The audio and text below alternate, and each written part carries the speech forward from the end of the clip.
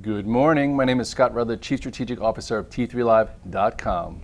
And I'm Chelsea Oliver. Welcome to today's morning call. We have mixed markets around the world today. Asia's up while Europe is under pressure after the DAX is down lower than 1%. How does the overseas reaction after the Fed look to you? Well, it's mixed, like you said. Asia was up because I think emerging markets in Asia likes higher oil. So they had a strong session with the Shanghai up around 1%, the HK was up 1%, and the Nikkei was off a little bit.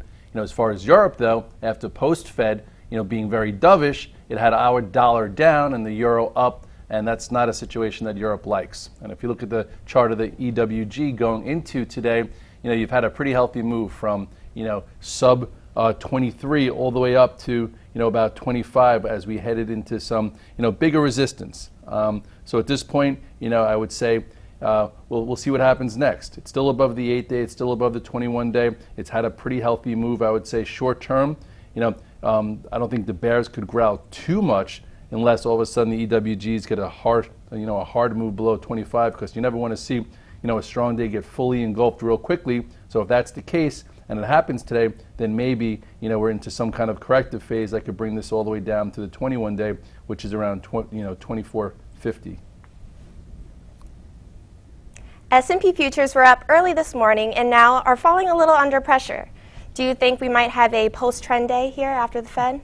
Well, that had a lot of traders a little on edge, because when you have a trend to the upside for multiple weeks after the Fed, sometimes you get that reversal and then you get straightaway action. So with the futures now down, 8-9 handles, I don't know if traders are going to try and step in, to buy, because typically post-Fed, it could continue. And right now, I think there's a lot of top callers still coming in, so we'll see if that materializes. But for the bears to actually get some traction, they're going to have to, basically break a few key levels here. You look at the chart of the S&P and look at the size of this move.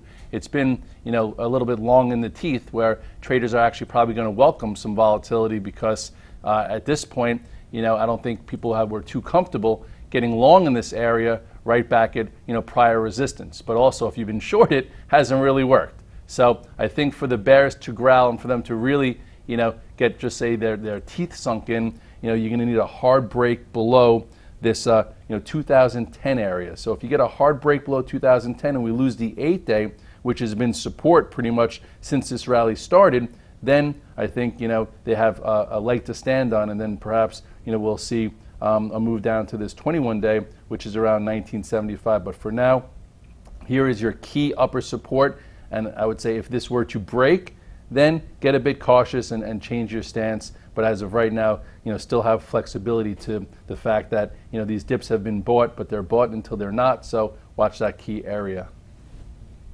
We do have a divergence among sectors. On the stronger side, we have oils and metals. Would you mind bringing up a chart on those sectors, Chelsea, for us? Anything for you. Thank you. I think traders are happy this morning because, they like follow through.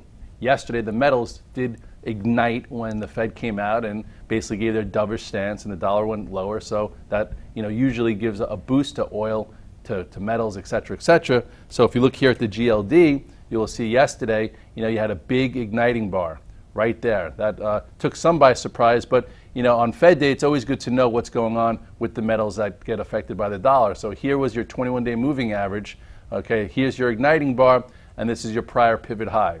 So at this point, I'm not saying we're going to blast through highs here, but this range is holding after a big move. So at this point, you have to respect that. So if you did go long yesterday, maybe trim a little bit, but hold a little bit, because if it now starts to hold this upper end, okay, you could see a bit more tight action to take that out. Because if you go down now to your, your weekly chart, because a lot of people are like, oh, it came too far too fast. At this point, it's still flagging. Okay, and on the weekly, it still has the 200-day up at 125. And if you look where gold came from, okay, it still has some room. So ultimately, don't just have short in the brain because you think it came up too far too fast. Look back here. This was your macro trend. Remember when this trend broke to the downside and big support was broken? Well, now all we've done here is pretty much break this downtrend, and it's still holding in here. So I would just keep it as a focus. And as far as oil is concerned, we've been kind of diverging from oil a little bit. So if you look here at the USO, we'll go back on the daily, because the weekly is not picking it up, or actually it's not picking it up at all. So maybe we'll just take a quick look at the XLE. let's go to the XLE, which was stronger yesterday.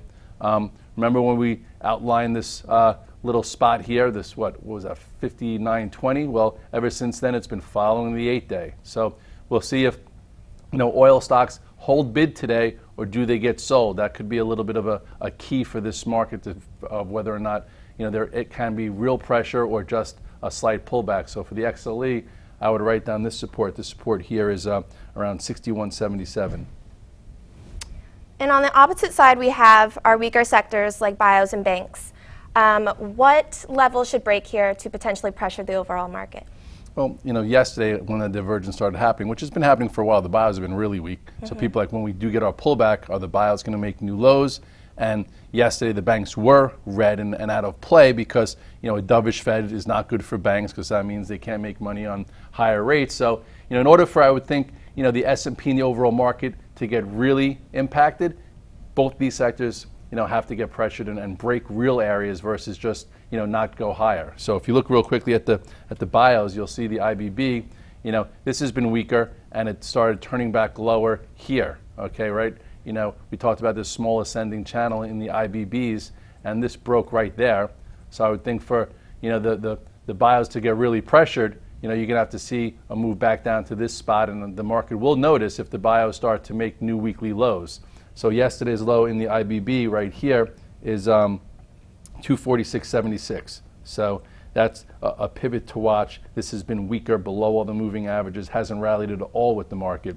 And then if you go to the banks, which have kind of been in line, you really need this ascending channel to break for the banks to get real selling and for it to give up the 8-day. So I would say if the XLF gets below this spot here, this spot right now is around 22.19, you could see an air pocket all the way down towards the 21-day. So for the market to have a real down day versus just a slight pullback, you would think that can happen. And if you want to just put up one or two stocks in general, I've been trying to be long JP Morgan. I got stopped out yesterday.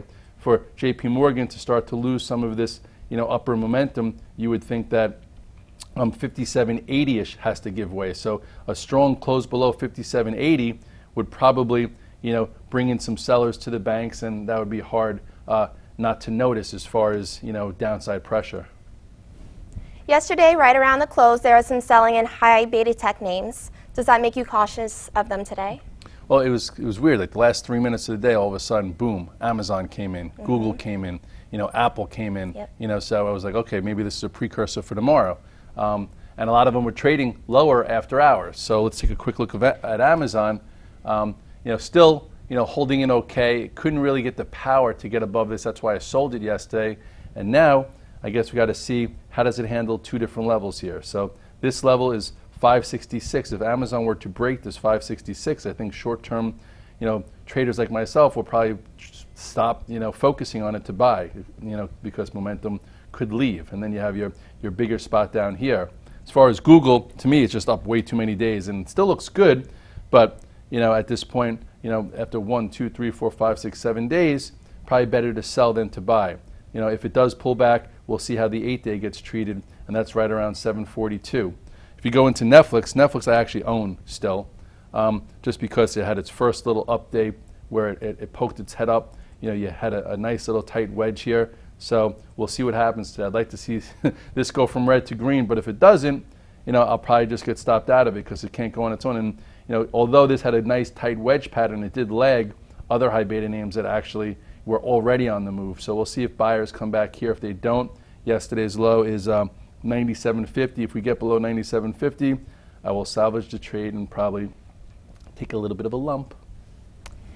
Apple had a really nice move the last couple of sessions. I know you actually tweeted yesterday that you sold it. So what level would you buy back? It's interesting. I sold it, and I had like little seller's remorse. I think I sold it in the near 105.50 or higher, and then all of a sudden it starts getting hit. You're like, oh, okay, it's good to have a strategy where you sell some strength. And Apple got a little bit ahead of itself. I remember saying I think it gets to 105 and maybe 106.30. Well, yesterday it did get to this. Look at that, within 10 cents, 106.30. I posted the chart a few days back, right when it was holding this 100, 101 area, and then you had the Morgan Stanley upgrade and a little follow through. So my system always has me buy day one, maybe add day 2 and sell day 3. If you have day 4, day 5, you know what?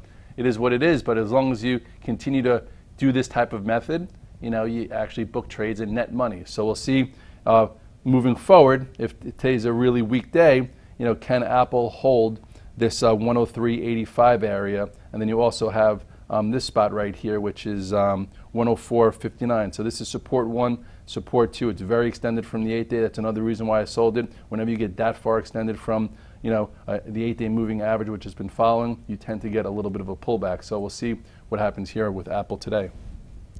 Facebook has been the only strong social media name, which you also sold yesterday. So what area of support would you buy back in Facebook? Yeah, I did the same thing with both. I'm just like, you know what, Facebook's now up 7 days. Yep. Gave us a nice little trade above 110.50. Gave you that, which if you use a tier system, you could have added there for a little bit of a push. So for me today, it's probably off a little bit. I'm not going to be in a rush, but I would think that this would be the first spot that buyers might look at, and that is 110.55. It might want to, for option expiration, get to 110, so be a little bit careful. If it happens to really get hit, this is the 8-day moving average, which it's been above for a while. I would think that at least this 109.55-ish area holds, but that's a long way down. So at this point, I actually, let's take even a little bit more of a micro look. You go to the 15-minute chart to see where there's support. So first support here really is like 110.81. If it could hold 110.81, that's probably a little bit of a buy. And then you do have the biggest support below, and it would be very impressive if it actually held this prior area, which is around 111.77. But we shall see. At this point, again, it's come a long way. So if today happens to be a trend down day, just be careful. Just buying a shallow dip after a huge move like we've seen from this 105 all the way up to that spot. Steel stocks have had big moves off of recent lows, and they closed strong yesterday. Will names like FCX and X be on your radar today? I think, with the move that we had in gold and some of these metals and steel being strong, yep, and the weakness in the dollar, maybe that bucks the trend. I know they've come a long way off the lows, but they did close really strong yesterday. So if we were up, they would probably be getting some follow through. So you look here at X, which is now above the 200-day. Perhaps look again, see where it came from. This was a year ago. This was 24. So 15's, not so extended. But anyway, I would say for this to be any good, this 8-day continues to hold, and if it happens to go green, maybe you get a push above this prior pivot, and this prior pivot is 1577. If FCX wants to do what X did and get above the 200-day, the 200-day is right there. And you do have last time you had this small consolidation, it gave you another move, and now you have another small consolidation where the 8-day held. So maybe this goes from red to green and gives you a quick push to the 200-day. So I would say X and FCX could be on the radar for a little bit of follow through if something wants to show a little bit of power. All right. Any other closing thoughts? Post-Fed days are usually a trend day, like we've said. So after a big move like we've seen in 4 weeks, I think you just got to be a little bit more careful. I'm slightly long coming in today, so I'm going to give it probably 30 minutes or so to see if the dip buyers try and come back. But I'm going to wait. If all of a sudden I see the bank's weak, the bio's still red, and high beta tech can't go from red to green, I'll get out of my spiders, and I might even flip short depending on where we are. And then I'll see, like I said before, if Netflix gets any relative strength. But again, it's lagged, so I'm going to be a little careful. For the metals, I'm going to look to see if the gap up holds. If it doesn't, perhaps it stays in that range and then sets up another move. But at this point, there's been a lot of talk on TV and everywhere how and I've even posted the chart, which you could look at how this tactical bull was in jeopardy of meeting the macro intermediate bear. Whereas if you were jumping out of your skin when the market was down at 1812 and you couldn't sleep at night, and you stayed the course, maybe reduce a little risk up here into the 2020 area. If you've been rolling up shorts for about 100 handles, you know what? See if you could salvage it and add to it versus maybe yesterday's highs and trade out of it, and then we'll see what dip we could buy. But at this point, the bears will try and prove themselves today, and we'll see if they can. And if they can't, just be flexible, because anything could happen into this area. But the levels are in front of you, and trade what's in front of you versus what you think. All right, I think that's it. Everyone, happy St. Patrick's Day, and have a great trading day.